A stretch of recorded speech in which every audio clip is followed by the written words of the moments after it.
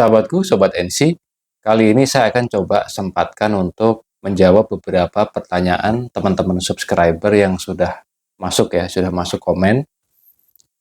Yang pertama adalah dari Ade Rengga.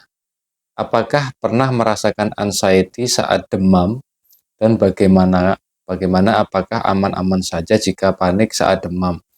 Jadi orang yang punya anxiety ini ketika dia mengalami sakit yang lain, misalkan sedang demam beneran atau mungkin sedang flu, disertai sakit kepala atau mungkin pusing, disertai dengan meriang, itu biasanya dia akan lebih merasa menderita karena overthinkingnya itu terlalu tinggi sehingga sebenarnya ketika itu penyakit yang sebenarnya umum dirasakan oleh orang lain ya, tapi dia merasa dia sedang dalam bahaya. Itu sangat mungkin ya pada saat kita mengalami penyakit yang umum dialami oleh orang lain, tapi karena ada anxiety maka anxiety kita kambuh sehingga kita merasakan rasa takut yang luar biasa. Terus overthinking, penyakit-penyakit berat itu sangat mungkin. Dan sebenarnya dengan anxiety itu kambuh itu sebenarnya tidak membahayakan, karena itu sebenarnya anxiety serta gejala-gejala yang kita rasakan itu sebenarnya adalah sebagai refleksi dari rasa takut yang muncul ketika kita sedang mengalami satu penyakit ya. Jadi tidak usah khawatir, cukup kita banyak relaksasi, istirahat yang cukup, kemudian fokus kepada penyembuhan penyakit tersebut, misalkan sakit flu atau mungkin masuk angin seperti itu ya, atau mungkin demam yang lain ya. Jadi tidak perlu khawatir. Kemudian berikutnya adalah dari uh, Navirus. Pernah sariawan nggak banyak gusi terasa ngilu. Waktu masih asam lambung tinggi itu dulu sebenarnya emang yang sering itu biasanya rongga mulut kita ini pH-nya terlalu asam ya, terlalu asam sehingga menyebabkan mulut kita ini kadang terasa asam, pahit, terus bikin nggak nyaman ya, nggak nyaman ketika makan, jadi kadang-kadang agak mual. Terus kemudian dalam jangka waktu yang panjang juga sering menimbulkan sariawan sama gigi keropos ya, karena emang gas lambung ini kan ketika dia sudah reflux dan sampai ke rongga mulut biasanya akan sifatnya keras ya, dia agak agak merusak. Jadi memang pasti mengalami sariawan juga. Ada beberapa orang yang mungkin sampai gigi keropos ya. Jadi kalau misalkan terjadi sariawan tidak usah khawatir, cukup pergi aja ke apotek cari salep yang namanya Kenalog ya. Coba dicari, itu mungkin 2-3 kali oleh sembuh ya. Tidak usah terlalu dicemaskan. Terus kemudian berikutnya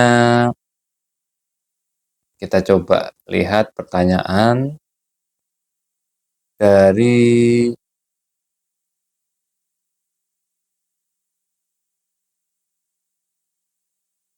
Pendi aja. Rasanya luar biasa, kayak ditekan sama sakit di bagian tengah dada kanan. Bikin cemas, sedangkan asam lambung ini kebanyakan di kanan. Jadi bikin takut. Apa pernah merasakan? Sama ya, jadi sensasi di dada itu kadang di kiri, kadang di kanan, kadang di tengah. Pada saat gas itu sudah reflux dan menyebar ke rongga dada kita, ke organ-organ tertentu ya. Kalau di kanan ya dia mengganggu pernafasan kita, kalau di kiri mengganggu ritme jantung kita. Jadi tidak usah khawatir, cukup kita upayakan keluarkan gas itu ya lewat, bisa dibantu dengan minum air hangat, kemudian lakukan beberapa pijatan di antara dua rusuk dada sampai kita sendawa beberapa kali.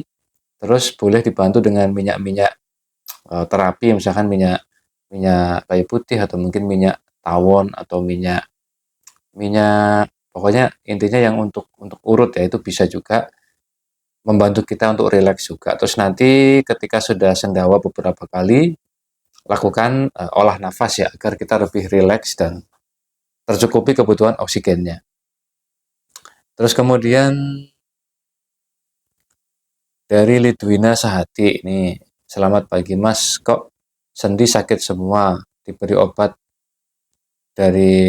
obat dokter, tulang, tidak reda, apaan ya, mohon sarannya. Jadi kadang-kadang pada saat badan kita sakit semua ya, pegel, sendi-sendi kita itu belum tentu karena penyakit tulang atau mungkin penyakit sendi. Bisa jadi karena efek anxiety juga membuat kita mengalami satu ketegangan otot dan saraf sehingga menyebabkan tegang ya, tegang bisa rasanya sakit, bisa juga semutan, bisa juga lemes seperti itu ya. Kayak rasanya badan sakit semua itu juga bisa. Cukup lakukan olahraga stretching, peregangan, kaki, tangan, kepala semuanya dilakukan peregangan, terus kemudian dibantu dengan relaksasi pernafasan. Mama Warkop, tadi malam ini mulai dada kiri terasa berat, kadang hilang, kadang datang lagi. Itu biasa ya, itu masa transisi. Lakukan pijatan di antara dua rusuk dada, terus sendawakan, nanti bantu dengan olah nafas. Kemudian dari Haris Handi, sering merasakan lemas di kaki, hilang timbul, badan lemas, sensasi pindah-pindah, takut datang penyakit berat. Ini juga tadi ya, termasuk sensasi tegang saraf tadi, bikin kita lemes, kaki kayak kadang-kadang kayak lemes, nggak kuat berdiri lama seperti itu, atau mungkin kesemutan. Itu juga cukup lakukan gerakan stretching, kemudian relaksasi. Terus kalau badan lemes ya kita cek gula dulu, kalau gulanya rendah bantu dengan asupan glukosa ya, selain dari makanan tentunya. Yahya Leonardo sudah 2 hari mengalami takut mati, awalnya dari sering cemas, terus perasaan gak enak seminggu lebih, setiap sore sampai tengah malam. Akhirnya tiba-tiba pas mau tidur pikiran kemana-mana, tiba-tiba berasa kayak mau mati. Ya itu sensasi ini ya, panic attack ya. Ketakutan nggak karuan, alhamdulillah paginya berobat, habis minum obat, berasa pengen bersosialisasi lagi dan berasa nyaman saat ngobrol. Jadi sebenarnya pada saat terjadi panic attack itu, kalau kita cepat menangani kejadiannya, tidak menimbulkan trauma, itu seperti yang dialami Yahya Leonardo ini ya. Jadi keesokan harinya tidak terjadi post trauma. Jadi dia sudah mulai bisa eh, beraktivitas seperti dulu lagi ya, tanpa diganggu dengan takut kambuh kambuh serangan panik tadi ya. Terus jadi sebenarnya perasaan takut mati segala macam itu kalau kita mau berpikir logis itu sudah sangat sering kita alami dan faktanya tidak pernah terjadi. Jadi kalian sebenarnya hanya dibohongin oleh pikiran bawah sadar kita. Kalau kita alihkan dengan aktivitas, kita sibukkan diri, nanti lama-lama malah eh, kita tidak akan kepikiran lagi ya. Oke, terakhir sebelum saya tutup video ini ya, dari Muhammad Zaidan, sudah 1 bulan GERD kambuh, sensasi ulu hati nyeri, keringat dingin, tenggorokan kering, eh, kering mengganjal dan 1 bulan nggak hilang-hilang. Mungkin kalau masih 1 bulan itu biasanya masih fase ini ya, awal-awal ya, awal-awal sakit itu.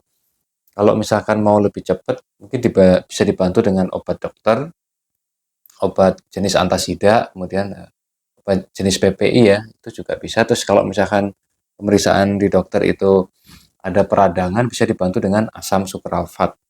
Terus juga jangan lupa untuk rutin menerapkan pola 4P ya, buat yang baru kena, makan tiap 4 jam, terus kemudian pola pikirnya diperbaiki, cara menghadapi masalah, cara kita menyikapi segala sesuatu di sekeliling kita, terus kemudian pola hidup terkait pola istirahat, tidur, pola olahraga seperti itu, terus kemudian juga perbanyak pernapasan diafragma untuk memperkuat otot eksofagus agar tidak gampang refleks. Oke ya teman-teman, itu dulu video yang bisa saya share, menjawab pertanyaan. Nanti berikutnya insya Allah kalau ada pertanyaan lagi saya akan coba sempatkan untuk membuat video lagi. Oke, baik-baik sahabatku, salam bangkit luar biasa.